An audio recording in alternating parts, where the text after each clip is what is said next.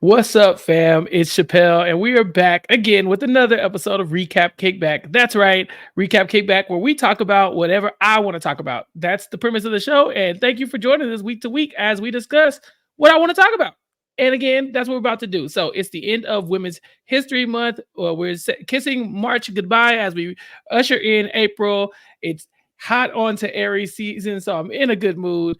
And I'm even in a better mood because today we are going to bring you a Women's History Month special here. Netflix's own Shirley. And with me to discuss Shirley, my very own Black Panther, Mari. Mari, what's up? What is up? Yeah, I'm glad you say you get to talk about anything. Yes, you get to decide what we talk about, but it's a kickback. So everybody gets to toss in they ideas and they thoughts and they discussions, no matter how crazy they sound. So I'm excited to be here to talk about Shirley on Netflix, starring Regina King. We saw this on the docket like months ago. We were like, let's watch it and see what happens. So I'm glad we did, and I'm glad we're gonna have a great discussion about it. I can feel it. See, Yeah, we are. no ratchetness today. We gotta we're buttoning up. We're Chappelle, gonna keep it cute this time, huh? It was it, kind of ghetto yes. last time. It And really did.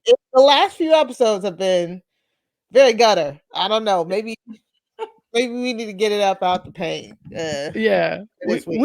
we shall see. But Mari's right. Like I said, I come up with ideas, and then Mari lets me know if they're good enough for us to talk about. And so this one definitely caught our eye, and I'm very excited to talk about it because it's a reunion of sorts, y'all. For the people from our OG listeners way back at the Connect on post show recaps or the Insecure days, the Atlanta day. I mean, we've come so far, but it is a pleasure of mine to introduce to Recap Kickback LaTonya Starks. LaTonya, welcome to the Kickback.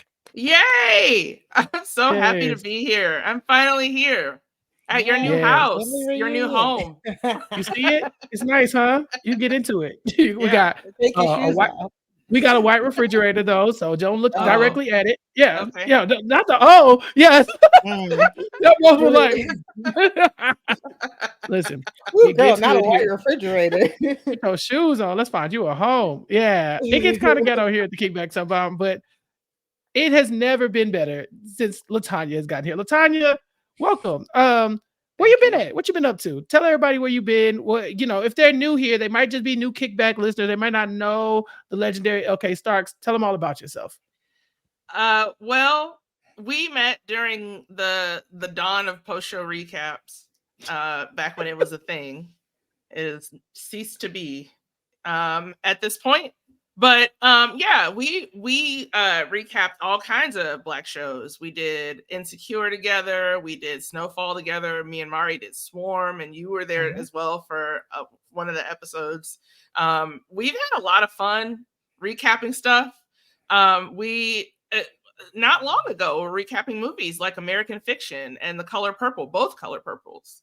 So we have a really long history of talking to each other about things on the air. Yes. And so I'm here to continue that tradition and to hopefully endear myself to your audience so I can come back again and talk about more stuff with you. I have a feeling a lot of our audience has been waiting for your return and also will be dying for you to come back after this one because y'all, we are talking about first of all, one of our favorite people, Regina King, and talking about this amazing person, Shirley Chisholm, in the Netflix original movie, Shirley. Now, yeah, Mari's right. We saw it coming a mile away. We're like, we got to talk about it.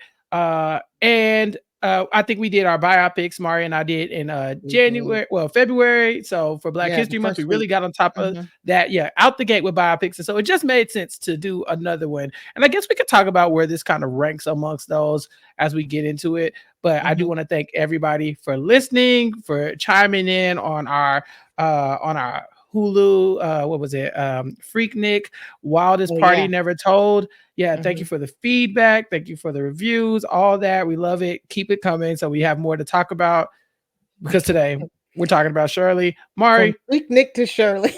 From Freaknik to Shirley. The way the Lord intended. Right. She's a podcast that has range. Yeah, really. She paved the way. She really did. She really did. A member, I believe, of Delta Sigma Theta who might have come up in the Freaknik documentary. You might have seen him in the background.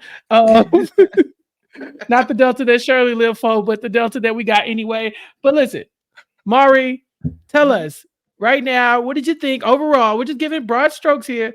What'd you think about Shirley? I really liked it, mostly because my knowledge of Shirley Chisholm is very bare minimum. It's like it's like Martin Luther King, "I have a dream" speech to white people. It's like I was like, Shirley Chisholm, first Black woman to run for Ran for president. president. That's it. Her campaign was for the people. I remember all that. It was so funny watching this because I was like, oh, Shirley Chisholm and California to me always went hand in hand. And I didn't realize, like, I didn't even realize she was from Brooklyn. I didn't realize that, like, a lot of stuff revealed in this biopic. So I feel like I learned a lot. I feel I learned a lot about her. I feel like I learned a lot about American politics. I want to say back then, but today, like, I'm not even sure, to be quite honest. But I learned a lot, and I just thought it was well acted. I mean, all of the actors, so great. At first, with most biopics, especially ones that are like political leaning, not really like entertainment leaning, at first I was like, okay, all right, can I get into, is there something I can get into this? But like maybe like 10-20 minutes in, I was like, okay, I'm here, I'm in it, I'm in it to win it. You know what I'm saying? Like the acting itself kind of pulls you in. So I enjoyed it. I'm really glad we got to watch it. Yeah, me too. LaTonya, I think the last biopic you and I talked about with Mari was Rustin, and it was also political, right? So, what do you think about Shirley? And I guess what do you think about Shirley in comparison to the last biopic we watched? I think that they would make a great double feature, don't you? Yeah. Like, I really am. Definitely. I'm a little surprised, I think, by the release date of this movie. It's a little bit baffling to not release it during kind of the like Oscar season push and to wait until March to release it. Yeah. Is odd because it Very. also could have been released in February if you're not going to release it during Oscar season. So that part, I'm sure, is a lot of Hollywood like mumbo jumbo that we don't know. Privy to. We don't know about. Release dates are something that like producers, and Regina King is a producer, an executive producer on this, have to like haggle with people over. So there had to be something that went into this release date. I just wish that it had been released earlier because it would have been seen by a bigger audience like Rustin. I'm not hearing as much talk about this movie as I would like to. And I know it kind of dropped in the middle of the week. That might have something to do with it. But, I feel like Rustin got that push behind it that this movie does not have. And so that's kind of sad. No, that's a really good point. I haven't seen a lot of talk about this one, and Regina King is a massive name. This cast is massive as well. So, like as far as like star power goes, Lance Reddick, the late Lance Reddick, is in this film. Terrence Howard, who I was actually surprised to see here because I just wasn't expecting it. I'm one of those people who, whenever I see Terrence Howard, I kind of flinch just a little bit, and so I was like, "Oh, we're doing this." Amira Van, Brian Stokes Mitchell, Andre Holland. I mean, so we have some really big names. And so you would think that these would be like at the top of a lot of conversations, but I've seen very little. And I think you're right, LaTonya. Yeah, I'm looking too. Yeah.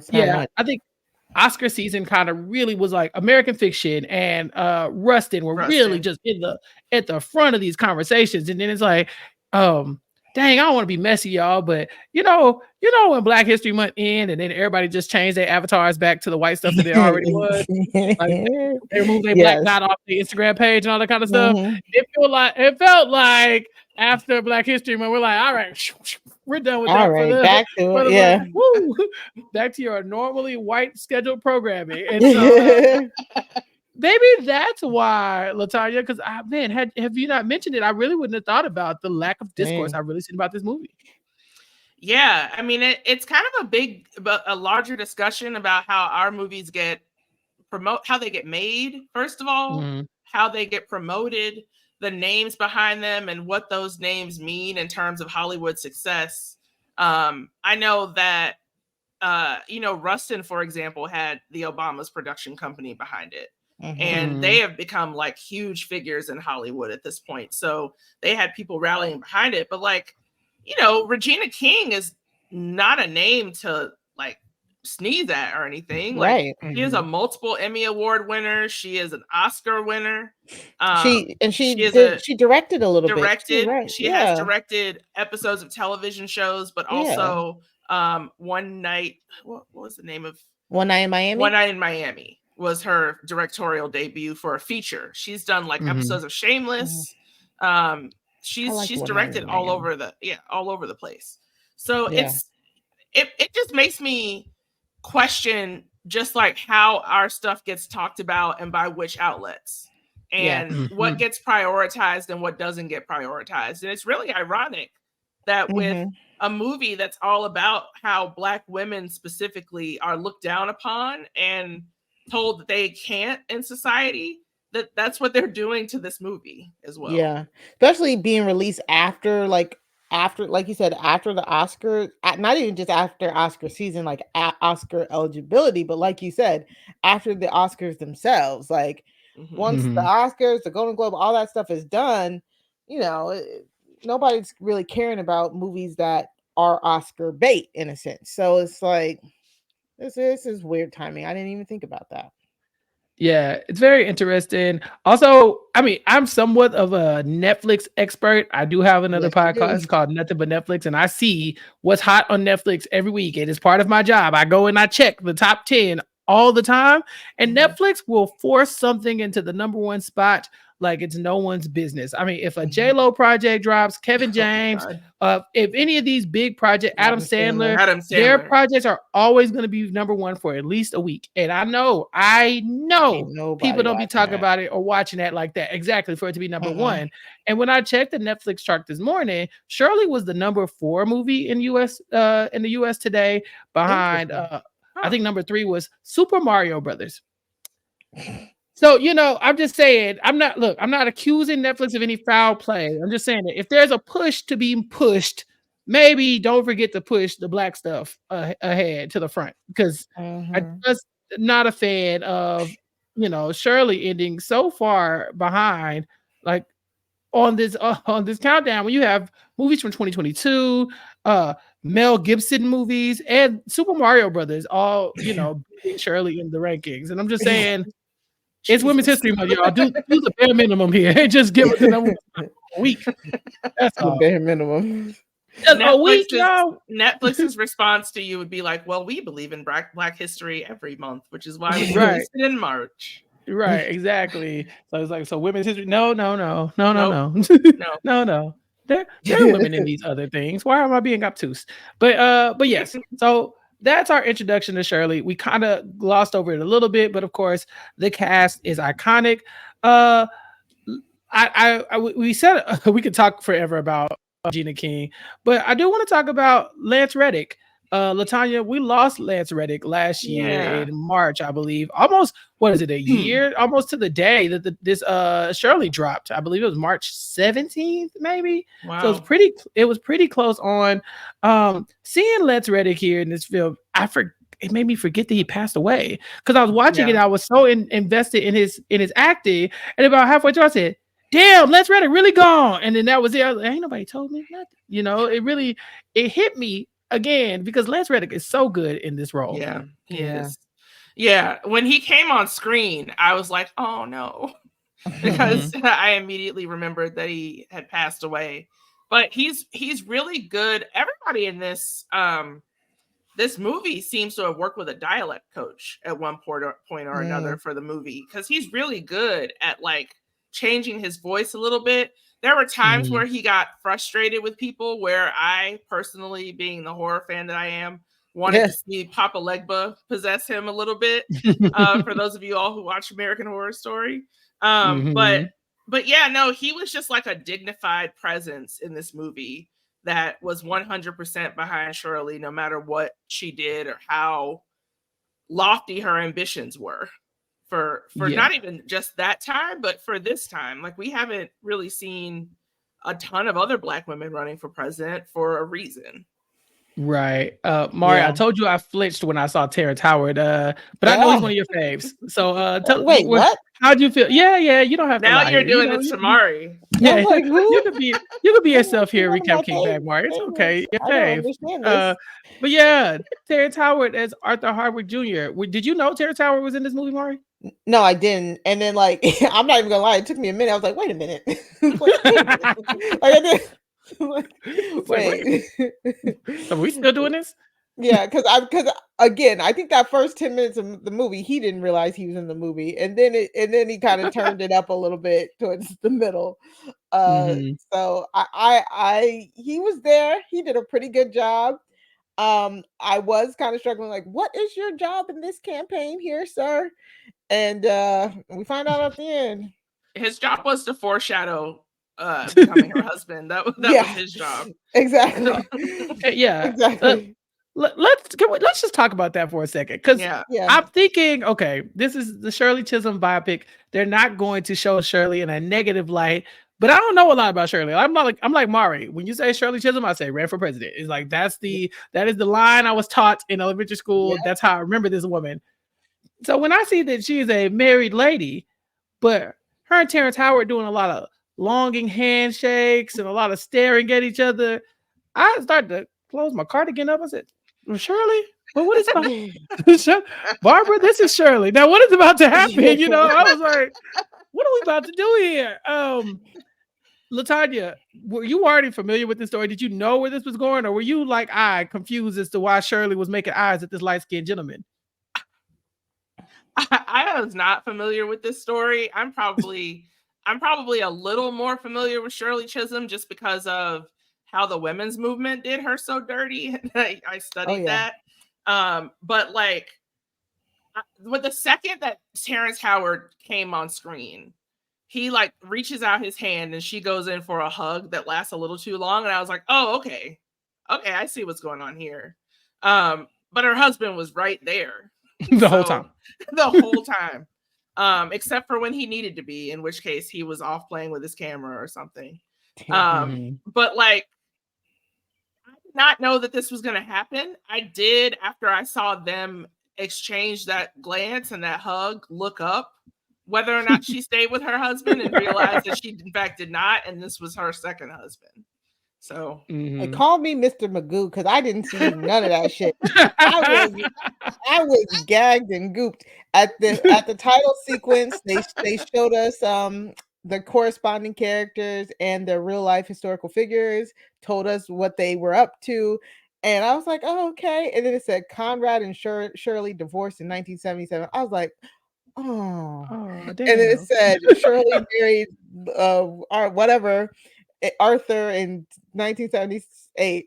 Then they showed a picture of her, Terrence Howard, and her and her husband. I was like, oh, the whole time he was right there.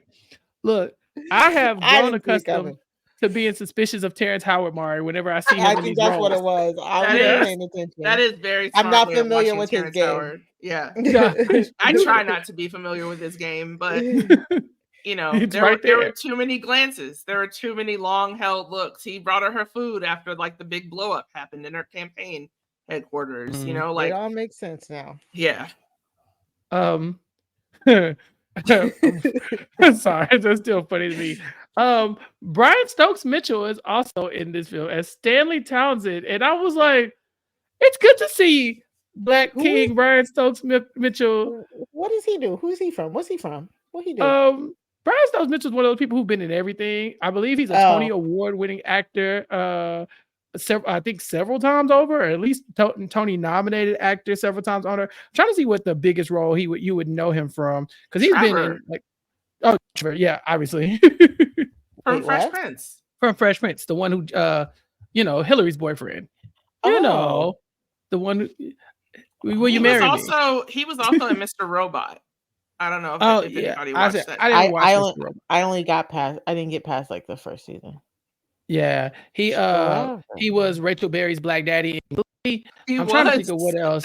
What Oh, else he was God. in? But he's been in everything. I'm always happy to see Brian Stokes Mitchell because it's just something about him so familiar to me. I've seen him all around. But then I was like, oh yeah, I forgot he was black. No disrespect to the light skinned king, but you Mm, know, because I was looking. You know, I was like, okay, mhm. what's going on here? Why did they let this white man into the function? And why is he so No, mouthy? You know, like you what's the this yeah, I was like, this man got a lot to say here about what these black folk got going on. I really thought he was gonna drop a word and everybody was gonna get confused. And so I was like, okay.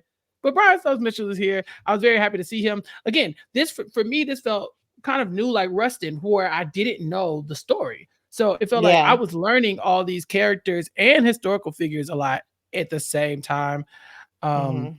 Andre Holland playing a Walter Fauntleroy, who I got a good hate into in Oh, this film. I knew I was like, Andre, what you doing Yeah, here? Playing a seriously. Andre. bad guy. I did not trust Mhm. the moment he wrote on that napkin. I was like, I don't trust him. I don't trust him. You don't write my word on a napkin, and I'm supposed to just follow it. Are you kidding? Don't trust Mm-mm. anything you say. He Eating was too shrimp slick. cocktail with a fork. Yeah. The hell? Yeah, get him out of here. Look, he might have been a villain, but we have not talked about the real villain here. Ron Dellums, how dare you? Where the hell do you get off, Mr. Dellums? My mouth was wide open. Dorian Missick playing Ron Dellums. It was such a good role for him because the whole time I was like, that Ron Dellums, he's something. That's a good guy. You know, she can really, at least Shirley got Ron Dellums in her corner. This man betrayed the movement, betrayed Shirley. And I waited, Mari. I waited until the end of the movie because I was like, show me that he died unhappy, surrounded by misery, and that the Yeah. movement, like and Shirley laughed at this man as she went on to prominence and became a husband. Nope. He lived to old age, died surrounded by loved ones, including Shirley. They best friends. Mari, He was like mayor. I think he was like yeah, mayor at one Yeah. point. for a bunch of years, for a In long Oakland. time. Yeah. Yeah, first black mayor in Oakland, all kinds of what? LaTonya, he can't just get away with this. A betrayal. Apparently he can. No, And he I did. won't stand for it. I won't stand History for it. tells us a different story. Unfortunately, there is a long history of people screwing over black women and then thriving. Look no further than Ron here. And Mari, I'm telling politics, you, period. I was looking for the revenge plot at the end. I was like, oh, we're doing the like, where are they now type situation. Bet I'm seated. Tell me about Ron. I was waiting, and they're like, no, they cool. Him and Shirley was cool. That was cool. Was it? I mean, the moment once it happened, and she's like, "Tell him come on home," whatever, I said, whatever. girl, It's no. we always forgiven people who have squashed us. You know, I don't know. Yeah, She's a Christian. she is. You know? About not the Christianity, but like, what are our thoughts on Shirley's movements when it comes to who she decided to give her time to versus who she did? Huh. Yeah. This is a good question. So we see, you got set up, yeah. yeah, I was like, well, we see throughout the film that Shirley is drawn in different directions. You know, her family is saying, "Hey, could you cut this out? You're making a spectacle. You're not going to win president. You're embarrassing us." And then you got, you know, the larger political movement. People saying, "Step down, get out of the way." You know, support our black asses because we have a better chance at you. And then we see even bigger adversaries in the white community coming up in the form of George Wallace, and he does suffer a ridiculous accident that leaves him potentially paralyzed because he's almost assassinated. I guess I guess is it assassination if it's a political figure? I guess it is. Yeah. So it's Mhm. There's an assassination attempt on her competitor George Wallace's life. He's shot several times, 5, I believe. Like this man is like the 50 Cent of the movement or the anti-movement because he just keeps bouncing back. He thinks he's going to be paralyzed, and Shirley decides to use this moment to go and extend a Christian hand to him and go sit by his hospital side and pray for him. And this is controversial because people are like, girl, that man hates us. He is racist. He doesn't like us, and you spending your time over there with him. So what's up? Shirley says she's a Christian. She's rooting for everybody to be the best versions of themselves. And as a Christian, that's her job to make sure that she can do whatever she can to do that. But Mari, it sounds like you were not impressed by Shirley's movement here. No, it was just very interesting to me. So like between them asking her to go to the Gary, Indiana, what was it, like the Black Caucus? It What was was it? Something like something, that. yeah. Yeah, I guess just go in attendance versus going to, what was it, talk to a country An all club, male. all male, Uh-huh. all white male country club in Florida, and she picks to go there, and like some of her staffers are begging her to Be- go to the Black Caucus. And Barbara Lee here, who I thought was a pretty good character. I was wondering how truthful this character was. You know how there's like some Mhm. characters where you're like, did this actually happen, or are they the one character that they drop in a historical movie to like forward the plot? But Like apparently Rustin. she's real, because Yeah. she popped up at the Yeah. end. I was like, oh snap, Oh. Barbara. But anyways, but Barbara's like Shirley, like, she's trying to get her hooked up with Black Panther Party. She's like, why aren't you going to these Black places? We're trying to get you to go to these Black places, and you're not going. And Shirley's basically like, they're not asking women to speak there. They want me to show up, but they're not asking me to speak. She name drops Betty Shabazz.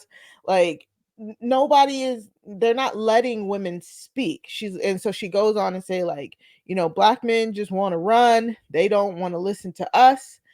And it's very interesting. I thought it was very, very interesting.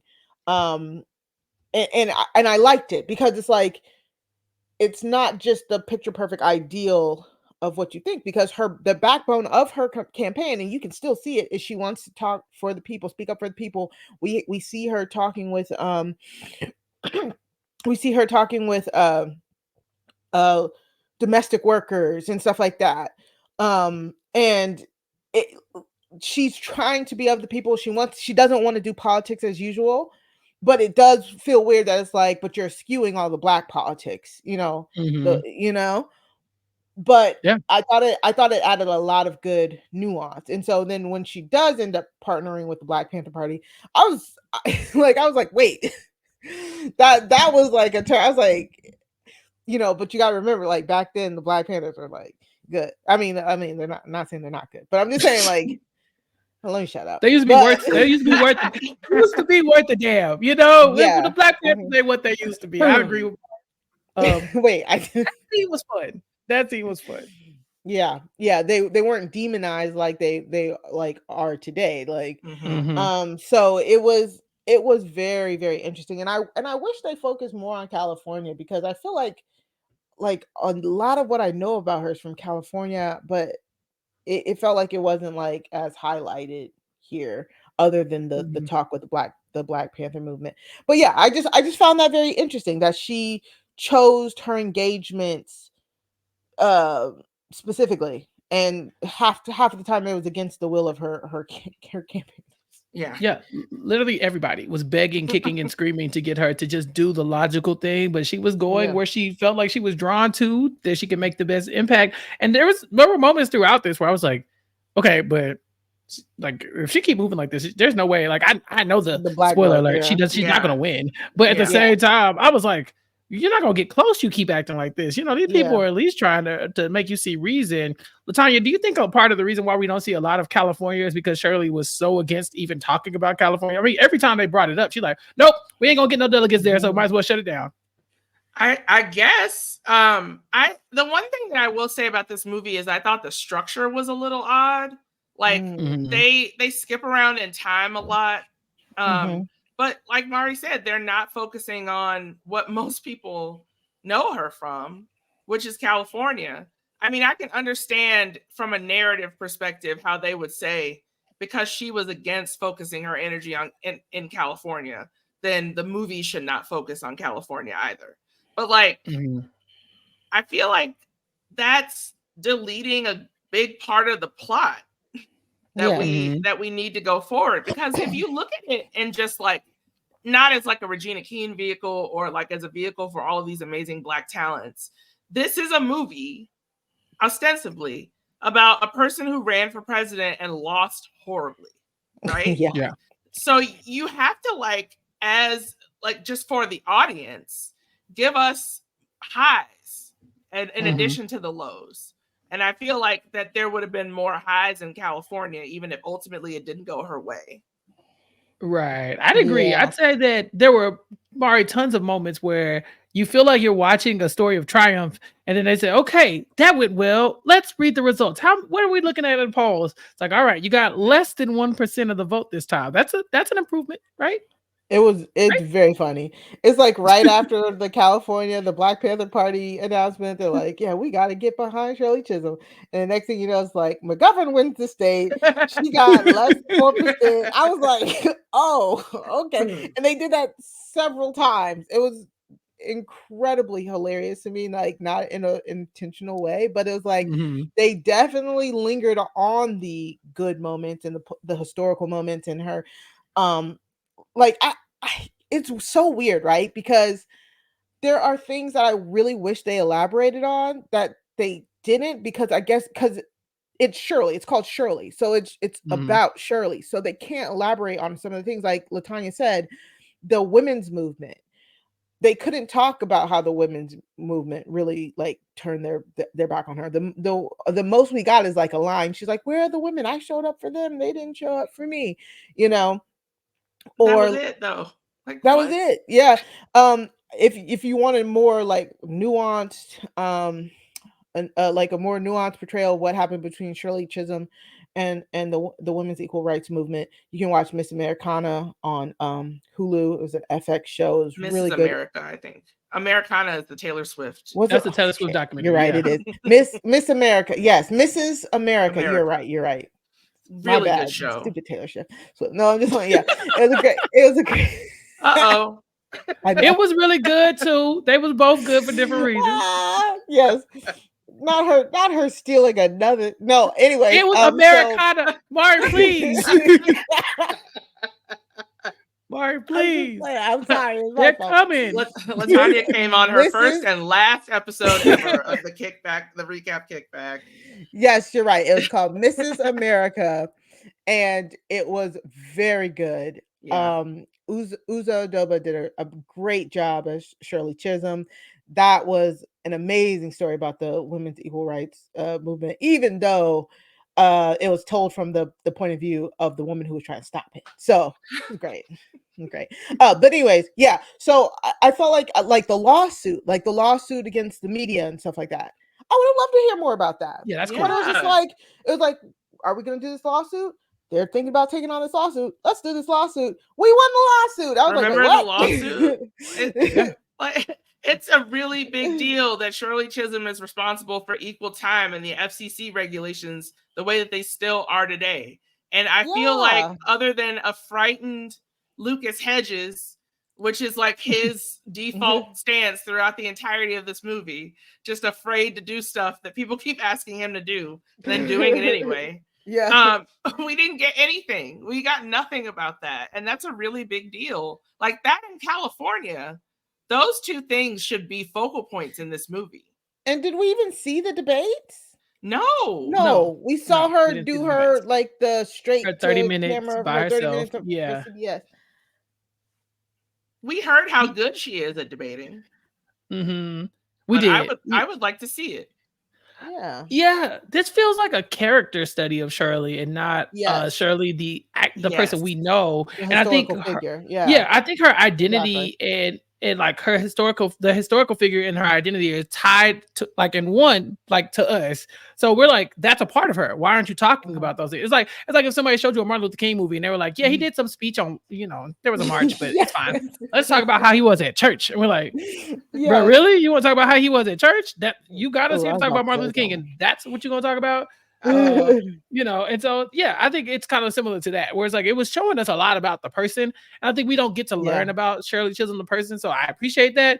But I think you're right. I think that there's so much more that I now want to know. I'm always like, Shirley the sequel, because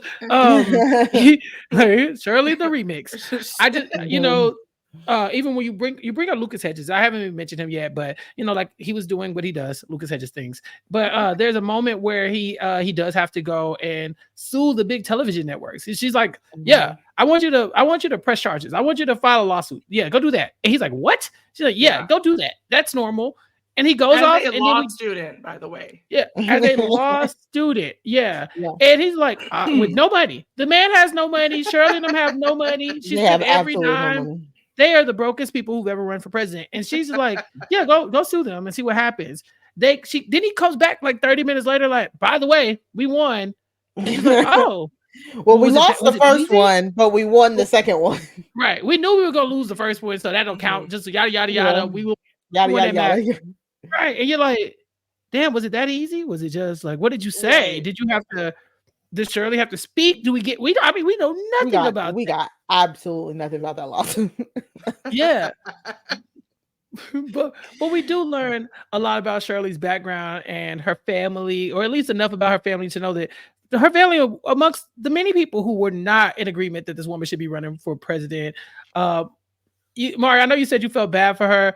This is Regina King's actual sister playing Muriel. Oh, what? Yeah, that's her actual biological sister. That's what they look like. awesome. Yeah, Wow. kind of dope, huh? Yeah. And so I'm like, that's dope. But your sister really hates you in this movie. Can we just? We don't want to like. Her sister was a hater from jump. I was like, oh no! Like the minute you see from her, the minute she and then to have that conversation where she's like, you were treated special. You're doing this because of dad. Dad treated you special.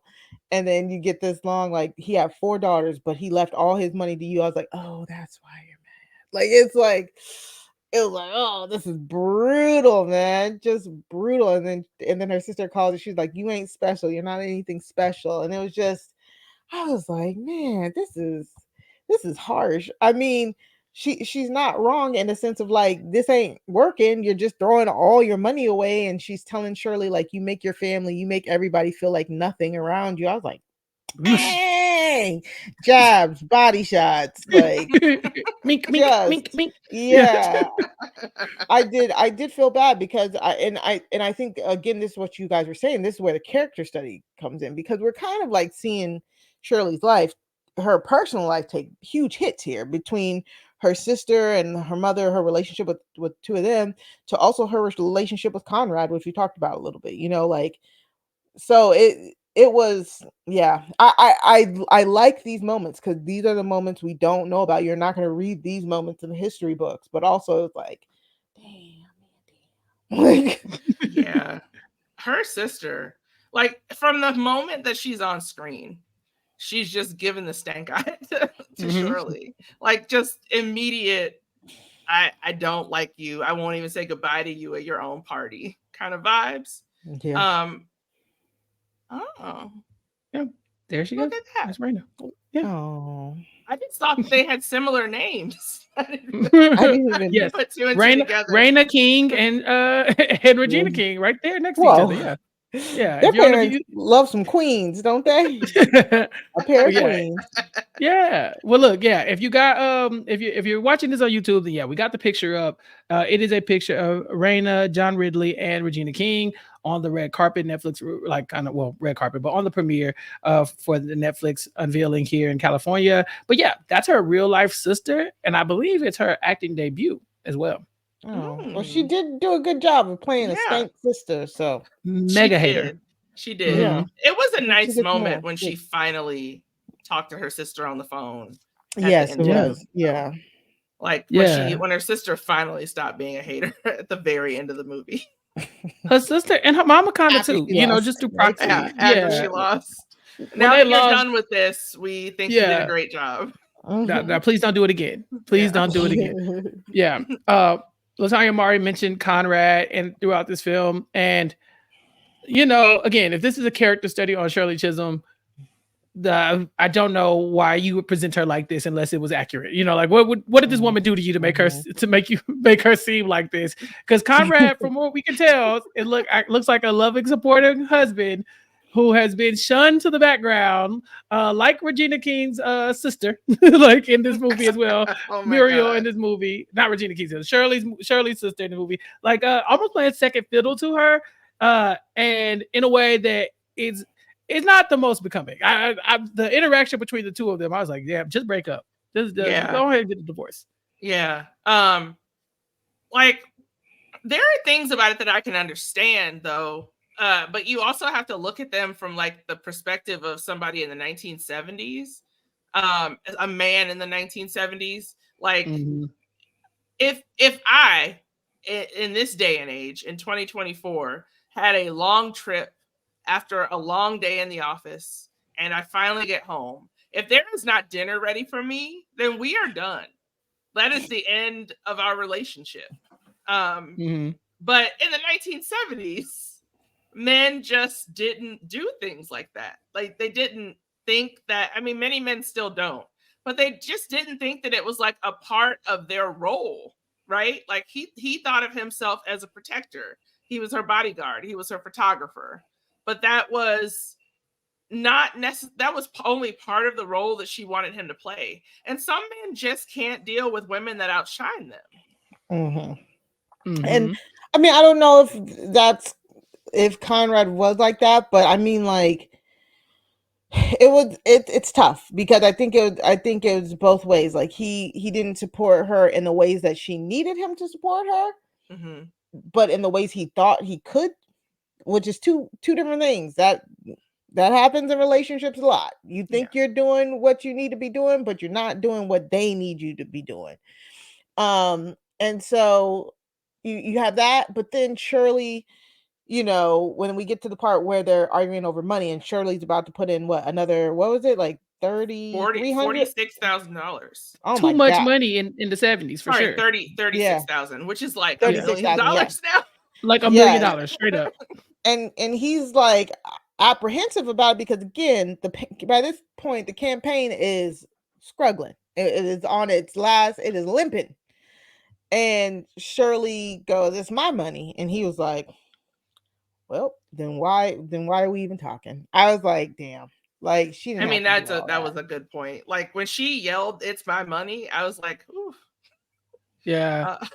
He like, but girl, I'm hungry too. Like, it's your money, but I wish you'd save some of it. Like, I really didn't think that's what I was signing up for when I said for richer or poorer. I didn't think you would just start throwing our money away. The man goes and gets the checkbook and like, here, damn. And I'm thinking, at home, I'm like, okay, Conrad, walk out. You deserve better. The next scene, I see him with the camera just over the corner. I said, God damn it, Conrad, stand up. Stand up, man. I really thought he was done. He stayed another 5 years. He stormed out like he was really about to do something. Came back, gave her that checkbook. I was like, yeah. Because he said, look, you're right. I got to eat and I got to sleep. So you're writing checks. Go ahead and write one. But also, we got to eat, like, keep writing them. Yeah. So it was very interesting dynamic. Because like you said, LaTonya, in the 70s, a lot of people were probably looking at him crazy. Like, oh, you just letting Shirley just run you like that? And then at the same time, he wasn't doing a great job all the time. She come home wanting food. And there ain't no food. And he's like, what's up? And he's like, I've been waiting on you to get here all night. He sleep on the couch waiting on her. So it just felt like they were missing the mark on each other. Yeah, right. Seriously. Yeah. He like passed out, so like, he ate sleep. He ate sleep for dinner. Yeah, he ate sleep for dinner. Been there, done that. And so so I feel you, Conrad. But yeah, Shirley obviously could do better. Like I said, there are some longing glances. There's definitely the breakup between Shirley and Conrad slowly happening on camera. We see that even during some of her interviews, they're holding hands. And then seconds later, he's like, get off me, and so we knew that was going to end poorly. But then, of course, the plot twisted. If you're Mari, you didn't see it coming. But Terrence Howard is looming, and he these light skinned men with their light eyes, it's only going to be so long before this woman crumbles. And it doesn't happen on camera, but later on she does go on to marry Arthur, and they were married until they both passed. So happy ending right there for it in some ways. Not so happy for Conrad, but maybe he's happier now that it's over. So next thing I want to talk about. In this movie, we, like I said, we get a star-studded cast, but oftentimes in these civil rights movies, we do have like, the opposition that is not the opposition from within, right? We get the people who are supposed to be in their camp that don't believe in them. We saw Rustin had a lot of those issues because he was a gay man, and so it was like, oh, all the haters on the inside, like these people that we've known as political figures our whole life, come to find out mega haters when it comes to Bayard Rustin. And here with Shirley Chisholm, we had the same thing. I mean, We talked about Rondella, but seriously, the man just completely led her astray throughout the entire film. Just he was with her, he was with her, he was with her until he wasn't. And then everybody started to sharpen their political knives. Now, the funniest part about this is that no, all of this is for not LaTonya, because they're gonna go. The Democratic Party loses this election. They're not I was going thinking to that win. too. Yeah. Yeah. Yeah. I love knowing history. I was like, I y'all doing know. all of this. Y'all doing the whole all this to time. go lose to a crook.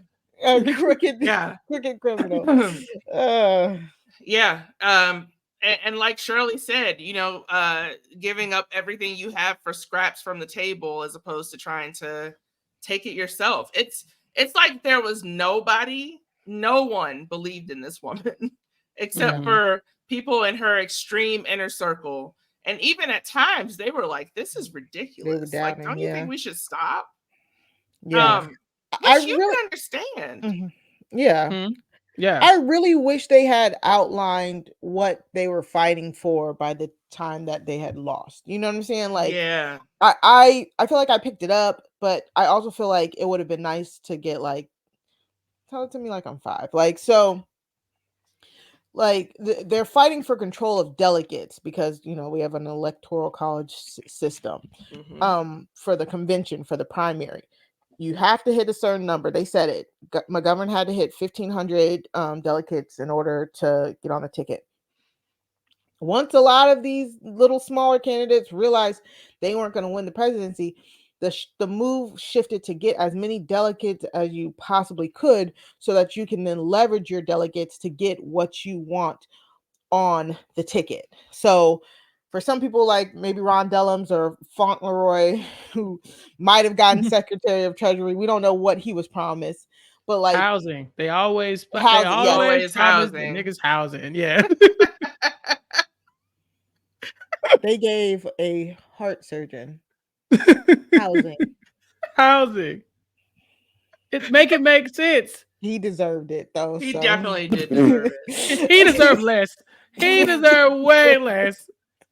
But anyways, you know, so so at the end where we're thinking like, oh, Shirley's about to have 250 delegates. She's about to use this power to tell McGovern like we want like she I don't think she was going to use it to leverage political power for herself, but she was going to want to push certain issues. And it all just crumbled because the people who were promising her stuff got to the event, either made a better deal or we don't know. They don't really go into what the back deals were. We just have to sit and speculate, but they end up not telling their delegates to back her. So she lost any kind of political capital that she had, and she couldn't get any of her, from what it showed, what it seemed like, she couldn't get any of her like reforms or changes. She couldn't get heard for any issues that she wanted to be addressed. So tough ending for Shirley. Yeah. I know like our system still runs like this, but it doesn't feel like it runs like this because sadly, as time has gotten on, that they've kind of made it so this doesn't happen. This exact situation doesn't happen where a major candidate can't get all of the delegates. You know, that they try and make the party as united as possible, both parties, blah blah blah blah. So but it was a little interesting lesson in civics if you're paying attention. When I watch a biopic, what I like to do is put 4 dummies behind the title. So Shirley for dummies, Rustin for dummies. Yes, right. Like, just because we are well versed in the system of delegates and the electoral college doesn't mean that other people watching this movie are. Yeah. You're supposed to show, not tell. Yeah. And I feel like this movie did a lot of telling. Like, for example, all the way early in the movie, when she first gets elected to Congress, and she's able to talk herself out of being appointed to the Agriculture Committee. How? I love to see it. The last thing we saw was her yelling at that man, and that man saying no. No, and then the next away. Not walking away, and next thing we know, the white guy was like, no offense, I just don't know his name personally. He was like, oh, you changed and you got on a different committee. I was like, what? That actually worked? Like, girl, we saw you lose. We thought you lost that fight. You know, we thought you lost that fight. Yeah. Yeah, no, I agree. The agriculture committee fight was one because I think she's talking to Speaker of House McCormick at the time, Yeah. and he's more threatened more than anything about the amount she's getting paid. He's like, you making roughly $40,000 a Was that the year, same like guy? wasn't that McCormick? Yeah, I believe No, so. it was a different A white guy different that guy. told her It was she a was making different. too much money. It's too many of them. So in this film. many. They Yeah, all so look many. like when they All take three. that picture in front of the Capitol building. Mhm. I'm just like, who are these clones? Yeah. Like, how did you get so many white men that look alike in the same picture? Yeah. They said Yeah. is she the first black female congresswoman? Yeah. Yeah. Yep. And And they even skimmed over they that. kind of yada yada it. They do. Yeah. It's in they the do. first Damn. 10 minutes of the movie we find out that she was the Yeah. first black woman elected to Congress. But you know what we do know right away? Mhm. She loves McDonald's. She loves McDonald's. She loves her McDonald's. She's from Barbados because we get a lot of the accent. We get a lot of the Bahamas in there. But we do know that. I mean, maybe that's a character trait for her. Maybe like when people talk about her, they're like, man, she always had her McDonald's on hand because she made sure to point it out a couple times throughout the film. I don't know. You know, as we talk it through, I feel like there's just a lot of missed opportunities to really tell the story. If you're looking at this the way LaTonya was talking about it as Shirley for Dummies, I really feel like if I'm a kid, I should be able to watch this and be like, man, that's who I want to do my book report on, you know, Right. or I don't have to do a book report anymore because I've seen the movie, you know, maybe that. But here, I'm like, I have to do a lot more research into this to really be able to tell the story, you know, of Shirley Chisholm.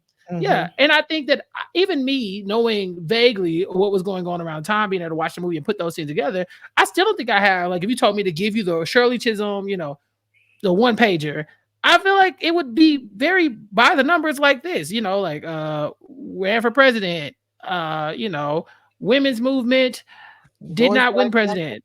Yeah, endorsed by the Black Panthers. Mari, that was one of my favorite scenes when she sat down with Huey Newton. The conversation is so funny because I think he's like a 30-year-old black man and she's almost 50 at the time. And he is not suffering her stuff at all. He's like, hey, bro, straight up, what are you here to do? What do you come for? Because you're feeling a little unfamiliar. I'm not liking it. And she quickly turns him around. You know, almost the next scene, we see that she has the support of the black. Yeah. But Mari, you're right.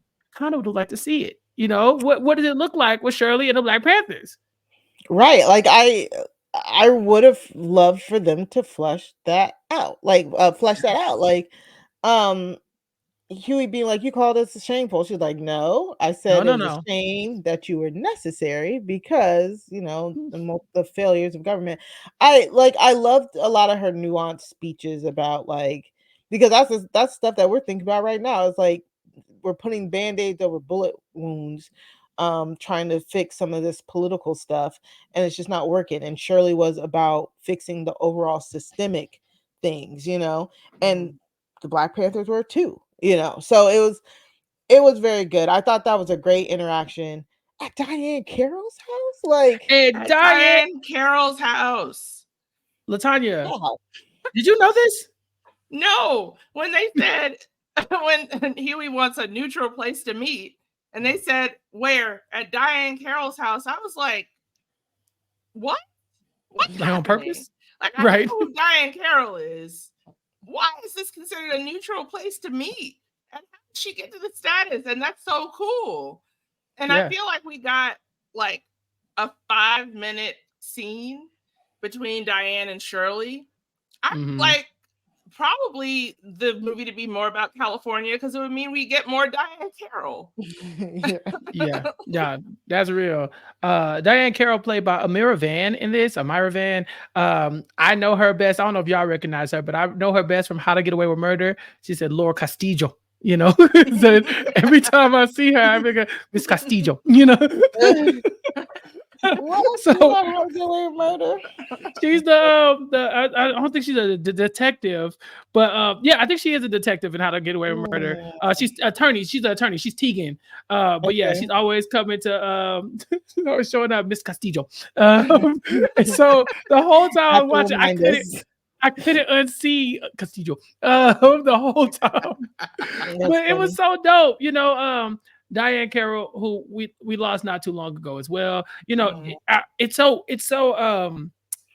so weird now, I guess, being of a certain age now, where a lot of these people who are in these biopics, I'm like, oh, I was around when they were alive. It felt like when I was a child, the people they were talking about were like older political figures a lot of times. Like, oh, that guy's probably passed away, or he about to. And now it's like, oh, it's just Diane Carroll. And they're like, wait, oh yeah, damn, pour one out for Diane Carroll. Definitely a plot twist I was not expecting. I think Shirley was even surprised too. She was like, "We going to Diane Carroll's house?" That was funny. Diane Carroll? Yeah. But I think overall a good film. Like I said, I thought I liked the fact that we did get so many references that we knew about people that we had heard about, and even some lesser known names in this movement. Whereas like these were just Shirley's advisors, people that were very important to her, but may not be able to get their flowers in history.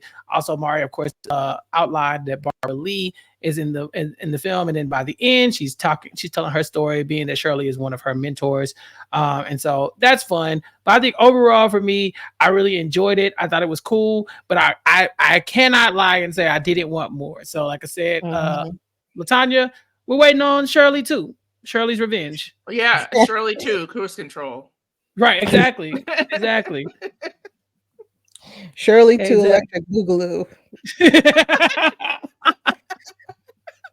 Yeah, Shirley again is what Shirley it's called. some more. Shirley too much to handle. Shirley too much to handle. Back in habit. Shirley too, bad boys for life.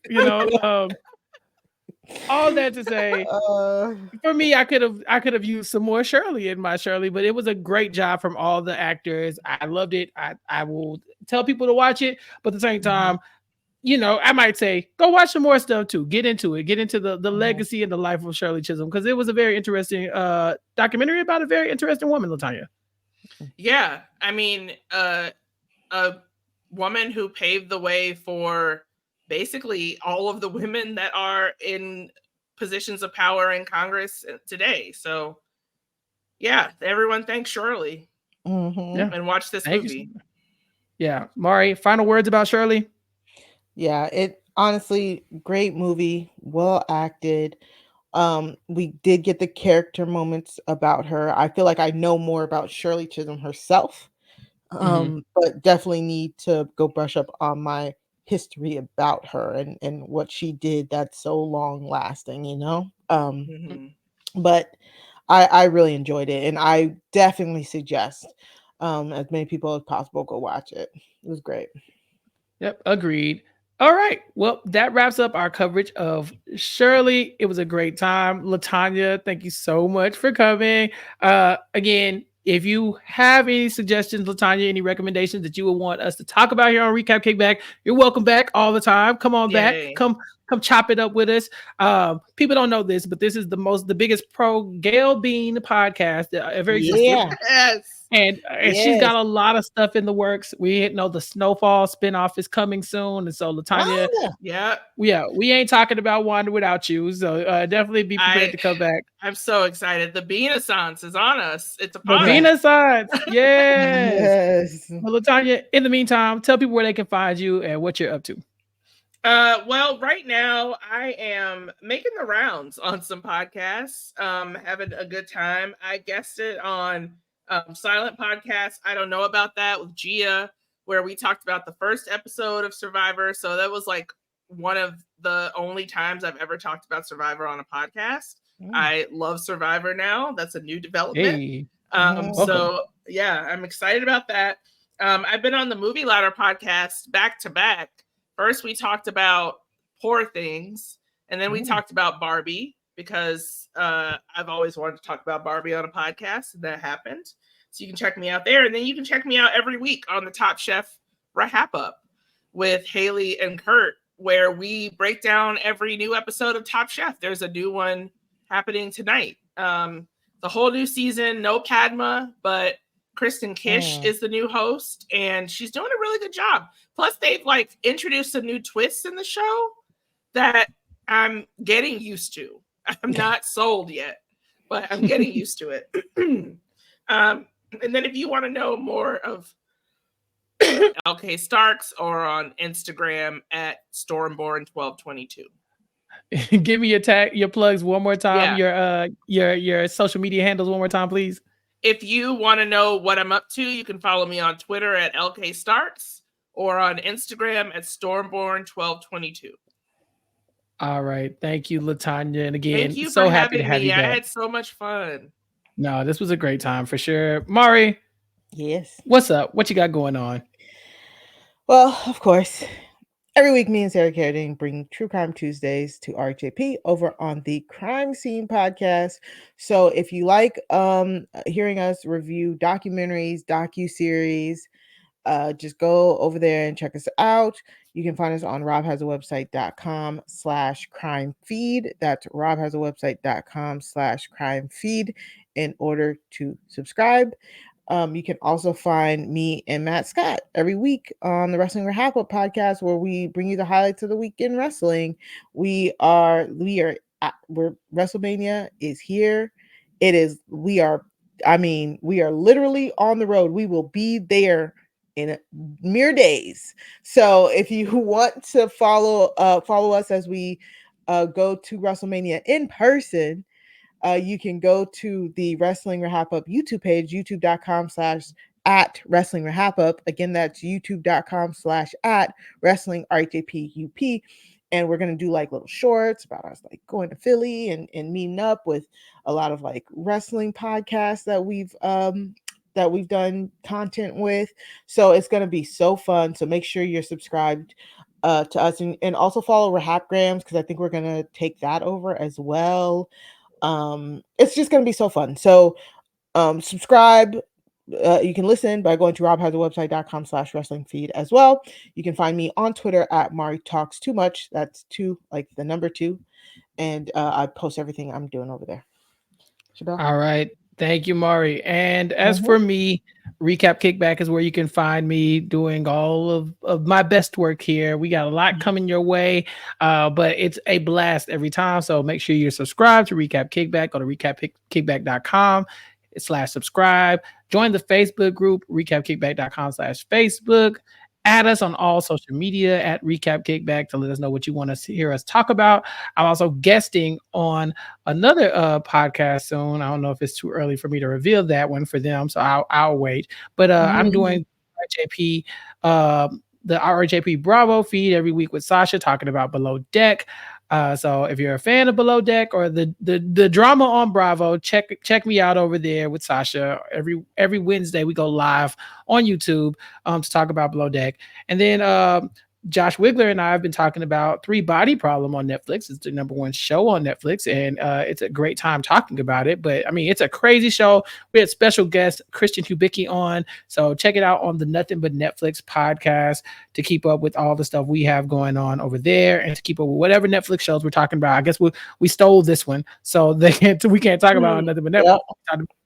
But also, you can see me on the Was It Good Though podcast, where they talk about different television shows and movies and talk about, was it actually even any good? They will be talking about Nutty Professor, and I'm there to join them. Tweet out, I'll tweet out my my to come and do that. maybe I'll send them your information, Mari. But yeah. The Was It Good Though podcast, friends of this podcast officially. Check me out over there. And then, of course, follow me at Recap Kickback to keep up with everything else. Oh, yeah. Dylan O'Deal Island. Again, a lot of stuff going on. Check me out on RJP. Check me out here at Recap Kickback. And until next time, for LaTonya, for Mari, and for myself, you ain't got to go home, but you got to get the hell up out of here. We will talk to you all later. Peace.